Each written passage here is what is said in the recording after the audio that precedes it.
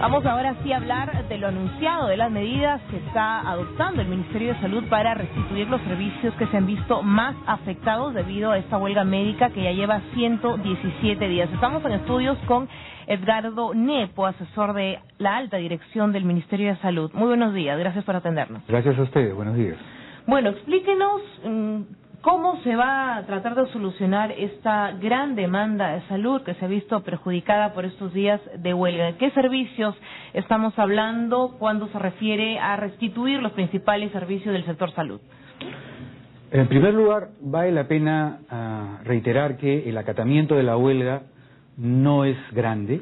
El promedio que estamos manejando hace varias semanas de acatamiento en Lima es del orden del 5% y en el resto del país alrededor del 11%. Sin embargo, con tantos días de medida, obviamente se empieza a generar un embalse en las consultas externas, en las intervenciones quirúrgicas, que amerita una intervención de este tipo. Además, para nosotros es muy claro que basta con que pocas personas, una persona, tenga problemas para acceder a los servicios, para que nosotros, de todas maneras, empecemos a generar una respuesta frente a esta situación. Hemos concentrado los planes de restitución que a partir del día jueves empezarán a implementarse para la normalización de los servicios de consulta externa y para la normalización de las intervenciones quirúrgicas que han venido siendo postergadas. Hay una primera medida de reprogramación de las citas, reprogramación de las intervenciones quirúrgicas. Hemos dispuesto también que los recursos con los que cuentan los establecimientos de salud puedan ser utilizados y organizados del modo más efectivo, de manera que si hay un servicio que no está recibiendo atención en este momento, haya un médico que pueda ser desplazado convenientemente a ese servicio para que lo cubra. Hemos dispuesto la ampliación de los turnos de atención para que se pueda hacer además cirugías en las tardes, en las noches, en la medida en que sea necesario.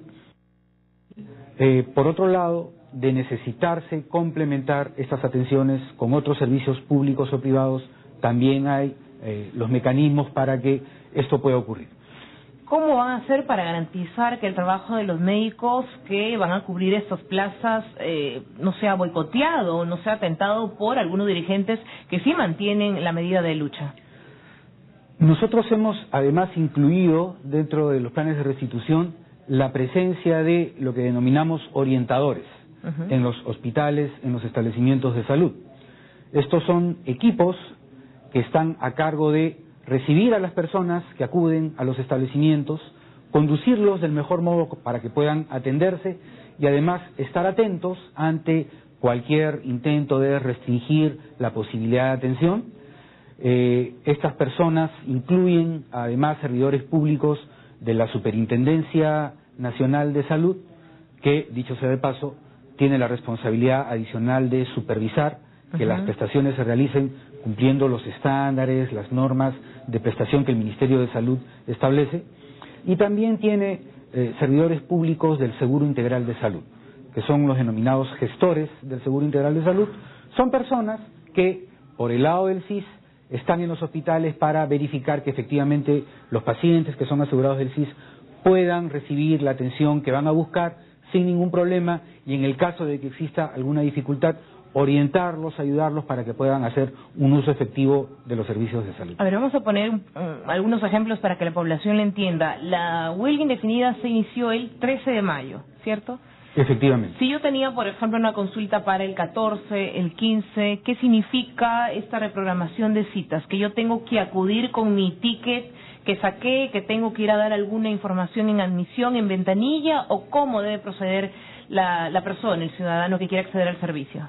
Si una persona tenía una cita programada que no ha podido ser desarrollada, hay dos mecanismos de actualizar, de reprogramar la cita. Funciona ya un call center para varios de los hospitales de Lima. Las personas conocen este sistema, pueden llamar y pedir la reprogramación de su atención. A partir del jueves debería estar completamente disponible la atención en la consulta externa.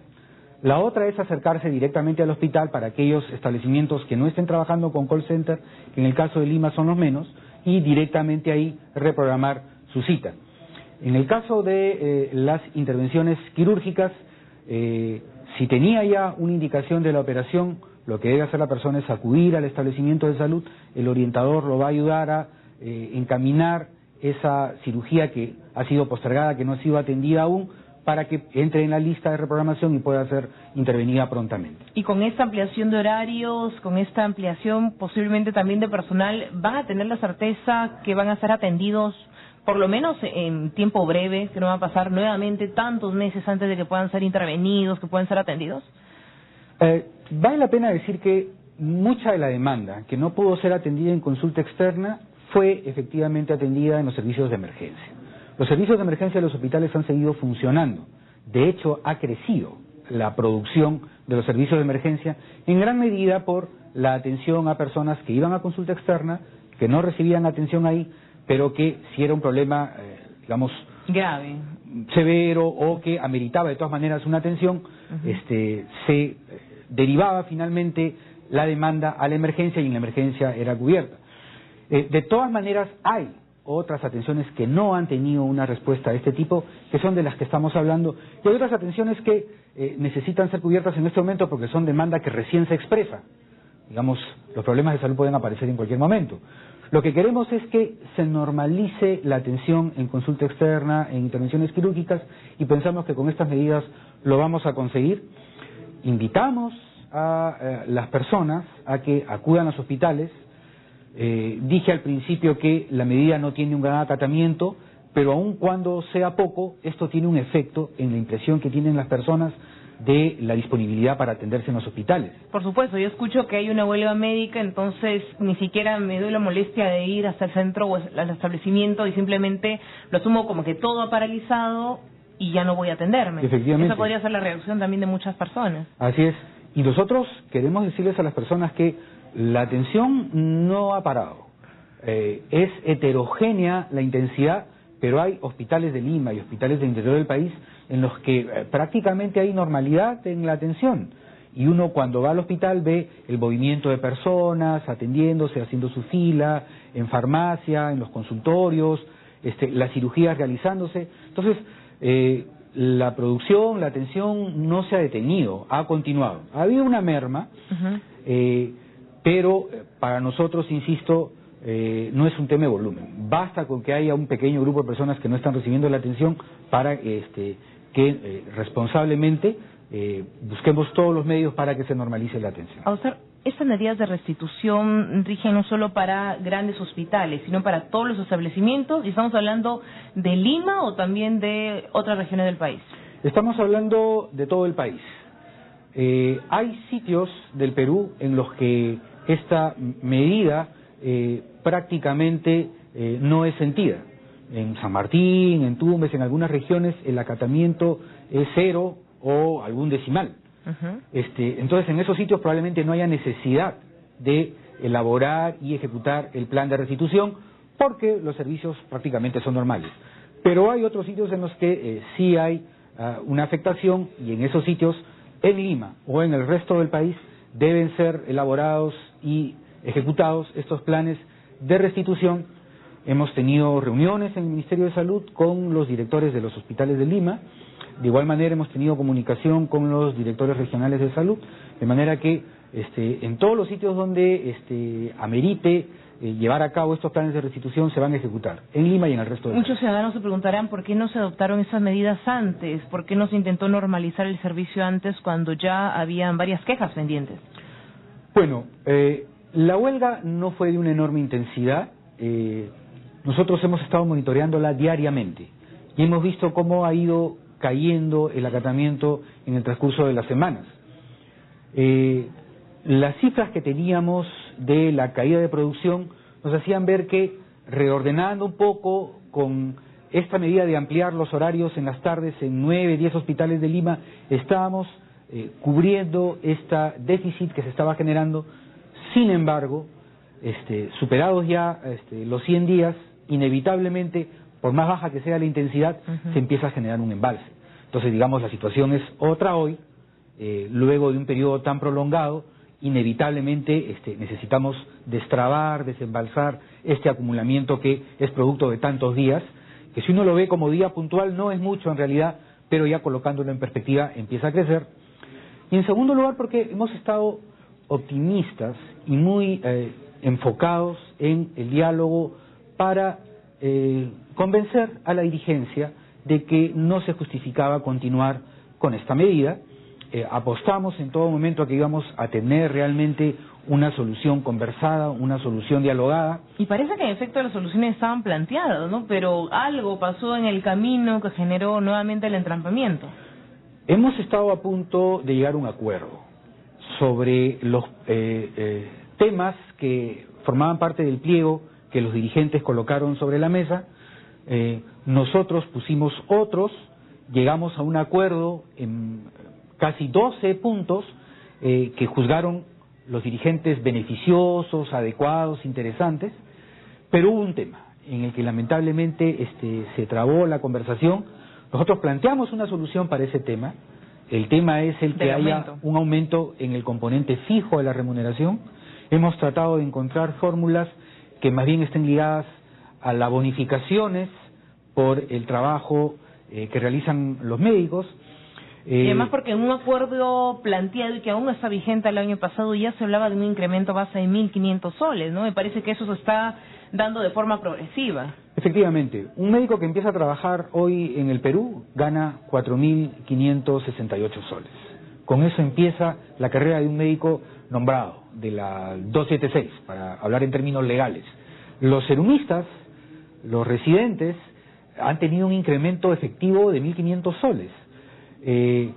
Hay un grupo minoritario de médicos, los que trabajan en Lima, en los grandes hospitales, que en las sucesivas medidas de lucha habían conseguido beneficios, bonificaciones que daban los hospitales según su capacidad de caja, su capacidad de recaudación para cumplir con ellos. Estos beneficios han sido incluidos, consolidados en el aumento. O sea, algunos no sacan los 1.500 soles, podría ser 500, 300 soles, porque están agregados los otros beneficios. Efectivamente, y hay que decirlo con absoluta claridad. Hay un grupo de colegas, insisto, los que trabajan en los grandes centros urbanos, en los grandes hospitales, que en realidad lo que han tenido es un aumento efectivo de 300 soles. Y efectivamente es un porcentaje, 20%, 15%, no tengo la cifra en este momento, pero hay una gran cantidad, un mayor porcentaje de médicos que sí han tenido un aumento importante, en algunos casos 800 soles, 900 soles, 1.200 soles, que insisto, es el aumento en el componente fijo. Sobre este componente estamos implementando un conjunto de bonificaciones. Que era, me parece, para no generar esta frase de discriminación de salarios, de desigualdad en algunas tarifas, otros más, otros menos, pero que llevado finalmente a este entrampamiento, ¿no hay entonces esta posibilidad, como dicen ellos, de ceder? ¿De dar ese nuevo incremento cuando aún está uno vigente del año pasado? Nosotros lo que hemos planteado concretamente es, esta es una fase de la política remunerativa que termina de implementarse el próximo año. Está previsto la última bonificación para el año 2015, que es una bonificación que equivale a un salario si se cumplen determinadas metas de desempeño. Cerramos ahí esta primera fase y lo que hemos planteado es construyamos la segunda fase en este momento.